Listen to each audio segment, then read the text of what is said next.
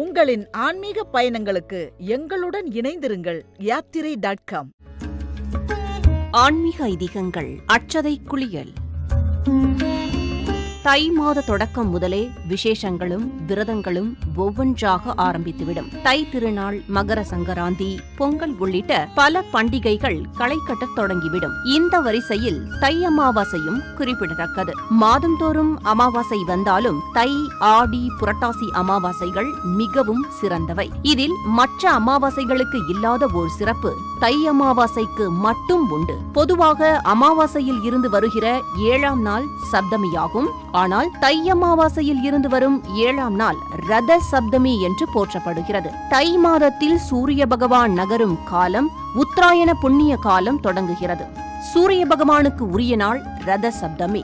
சப்தமி என்பது 7ஆம் நாள். வாரத்தின் 7 நாட்களில் முதன்மையான நாள் ஞாயிற்றுக்கிழமை. கிழமை என்றால் உரிமை, ஞாயிற்றுக்கிழமை என்றால் சூரிய பகவானுக்கு உரிய நாள் என்பது பொருளாக கொள்ளப்படுகிறது. சூரிய பகவான் 7 குதிரைகள் பூட்டிய 12 சக்கரங்கள் கொண்ட ரதத்தில் சஞ்சாரம் செய்வதாக ஐதீகம். சூரிய பகவானின் ரதத்தில் உள்ள 7 குதிரைகளே வாரத்தின் 7 நாட்கள்.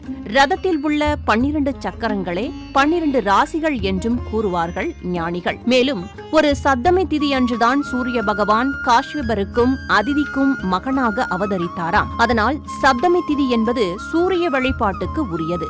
அதிலும் ரத சப்தமி சூரிய ஜெயந்தியாகவே போற்றப்படுகிறது. சப்தமி திதி அன்று செய்யப்படும் வழிபாடுகள் அனைத்தும் சூரிய பகவானுக்கு உகந்தவையாக கருதப்படுகிறது.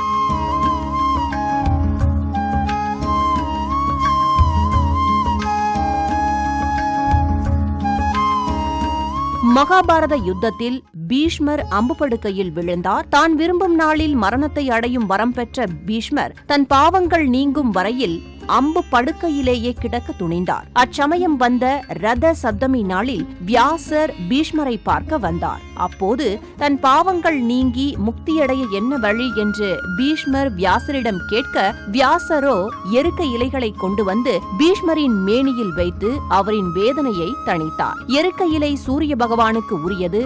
எருக்க இலையும் அர்க்கபத்ரம் என்ற பெயரால் குறிக்கப்படுவதால் சூரியனுக்கும் அர்க்கன் என்ற திருநாமம் உண்டு. ரத சப்தமி நாளின் அதிகாலையில் நீராடுவதற்கு முன்பாக 7 எருக்க இலைகளை எடுத்துக்கொள்ள வேண்டும். கண்களால் செய்த பாவம் நீங்க கண்களில் 2 எருக்க இலைகள், தோள்களுக்கு 2, கால்களுக்கு 2 என எருக்கம் இலைகளை வைத்து கொஞ்சம் பசுஞ்சாணத்தையும் அட்சதையையும் வைத்துக் கொண்டு கிழக்கு பார்த்தபடி சூரிய உதயத்தின் போது நீராடுவது மிகுந்த பலன்களை தருமாம்.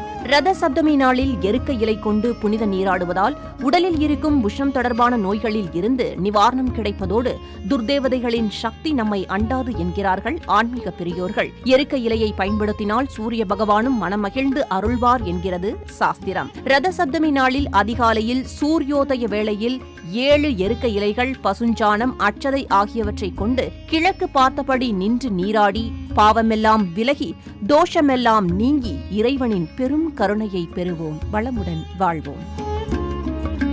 ஆன்மீக ஐதீகங்கள். அட்சதை குளியல்.